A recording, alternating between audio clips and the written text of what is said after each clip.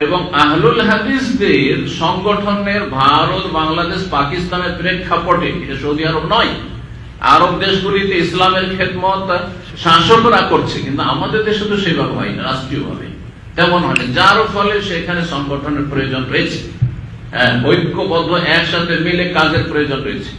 যেই জামাতটি আপনার প্রাচীন যুগ থেকে চলে আসছে, স্বাধীনতার আগে থেকে 1947 আগে থেকে চলে আসছে, সেই জামাতটি হচ্ছে জমিয়তে আহলুল হাদিস।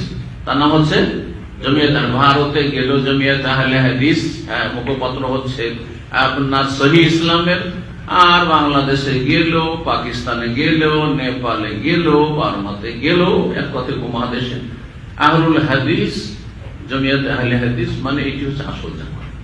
তারপরে কিছু ভুল বুঝাবুঝির জন্য সেই জমিয়ত আহলে হাদিস থেকে আর কোন আরেকটি নাম হয়তো কারো হয়েছে, সেটা বিভাজন থাকতে পারে, কিন্তু সেটা আকীদা মানহাজের বিভক্তি নাই, সেটা দুনিয়ার কিছু ভুল বুঝাবুঝি ছিল। আর শয়তান সুযোগ আছে, দেখেন কাকে কি অস্ত্র দিয়ে ঘায়ল করবে, শয়তান এই সুযোগে থাকে। যাকে শিরক বিদআত করাতে পারবেন না, আহলুল হাদিসকে শিরক বিদআত করাতে পারবেন, মিলাদকে আমার মাজারে নিয়ে যেতে পারবেন না, পীরের মুরিদ বানাইতে পারবেন না, কিন্তু জাহান্নামের দিকে তো টানতে হবে। তখন হয়তো বিভ্রান্ত করে আপোষে ভুল বুঝাবুঝি সৃষ্টি করেছে, আর হয়তো ইখলাসে কমতি হয়েছে, অথবা দুনিয়া দাঁড়িয়ে এসেছে, কোথাও বিভিন্ন কারণ হতে পারে। সেসব কারণে তখন হয়তো ফাটল ধরেছে, দূরত্ব হয়েছে, সেটা ভারতেও আছে, পাকিস্তানেও আছে, বাংলাদেশেও থাকতে পারে। আশা করি বুঝতে পারছেন বিষয়টি। সেইটার জন্য আপনার বিব্রত হইলে হবে না যে ওখানে গিয়ে আবার আমি সংগঠনে যাবো, বা সংগঠনের ওলামাদের কাছে তো আপনাকে অবশ্যই যেতে হবে। আপনি সংগঠন করেন আর না করেন, কিন্তু সংগঠন ওলামাদের কাছে যেতেই হবে আপনাকে, কারণ তাদের সহযোগিতা নিতে হবে আপনাকে। কোনখানে যাব?